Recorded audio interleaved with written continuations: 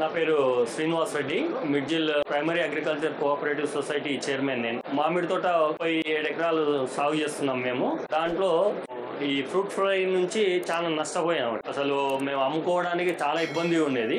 ఆకర్షమి గురించి తెలుసుకున్నాము. పోయిన సంవత్సరం వాడాము. 95% దాకా ఫ్రూట్ ఫ్లై లేకుండా ఉంది.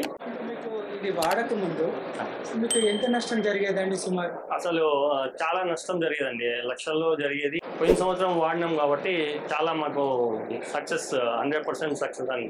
ఫ్రూట్ ఇస్తే కూడా మాకు బాగుంది, టేస్ట్ ఉంది, తినండి అని చెప్పి.